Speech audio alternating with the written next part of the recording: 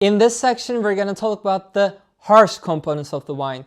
Remember, we made a first analysis that's about the soft world of the wine. Now, we're going to make an analysis about the harsh components of the wine. And what are they again? These are acidity, tannins, and sapidity, which you could also perceive as salinity. One quick note, that's very, very important. I underline this. For white wines, you do not have to think about tannins. White wines do not have tannins. Of course, this is a discussion that you could bring back into talk when you're with maybe a macerated white wine, or maybe when you're with a rosé that has these tannins that are present. But in those situations, in any case, you're going to be with a wine that has very low tannins.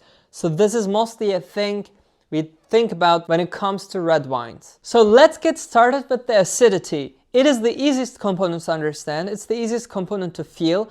How can you understand if a wine has high acidity? Well, you will think of lemon. What is the sensation when you eat some lemon in your mouth? There is some liquid creation. You create your saliva. It creates this lemon-like flavor. Your mouth becomes liquidy. There is saliva creation. It is not really hard to understand acidity. It's one of the easiest components. And of course, as your origin, take lemon. It's huge acidity. It's immense acidity. And then try to implement this thought to your wine analysis. How can it be applied for the wine? How can we express the acidity of a wine? You can say it's high acidity, it's medium plus acidity, it's medium acidity, it's low acidity, it's medium minus acidity. You know, you always move in the spectrum. For wines that have high acidity, medium plus acidity, you will also hear the word fresh. When I say that a wine is fresh, you will think about the acidity. Then moving on to the next component, it's tannins. As I told you, tannin is something we're going to explain, we're going to analyze only for the red wines. Tannins are molecules that create this dry feeling in your mouth. From some red wines, you will have this in a very abundant manner.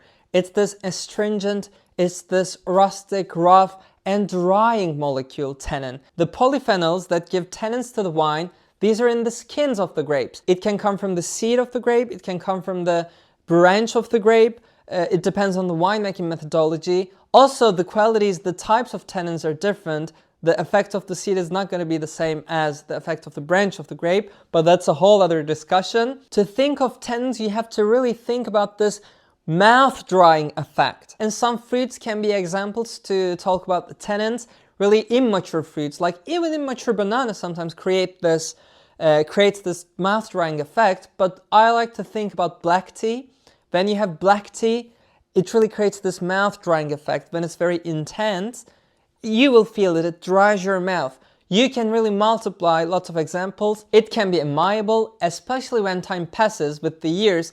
There's this phenomenon called polymerization. There is some interaction between the molecules of tannins that create new chains, that break up some old chains, and the quality of this tannin becomes much better. The tannins, the roughness, this astringent, this drying molecule becomes much more elegant. It's always present in the wine, but its quality increases immensely. And how can you talk about the presence of the tannins of a wine? You can always say it's low tannin, you can say it's medium plus, you can say it's medium, you can say it's very tannic, it's high, it's unpleasantly tannic, it's astringent. You're really free to play with your thoughts. That's tannins. Then we have a very important notion, the third component, which is sapidity. This is the mineral sensation that we perceive in our mouth. This is the saltiness of the wine. This is the salinity of the wine. And here I want to note once again that we do not think about the aromas of minerality.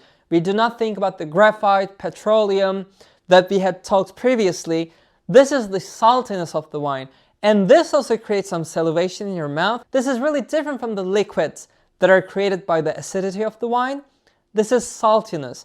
You're going to perceive it in the lateral parts of your tongue, whereas acidity is something much more direct. Saltiness is something, for me at least, it is something that I perceive mostly in the frontal and in the lateral part of my tongue. That's saltiness. Italian wines have exceptional characteristics of sapidity. Not all of them, of course, but Verdicchio.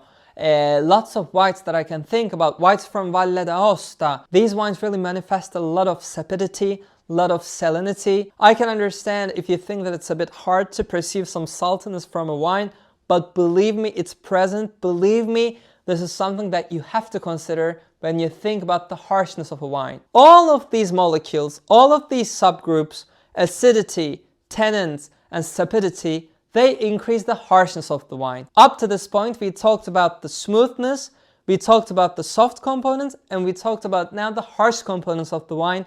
And now we're going to try to understand the structure and the balance of the wine.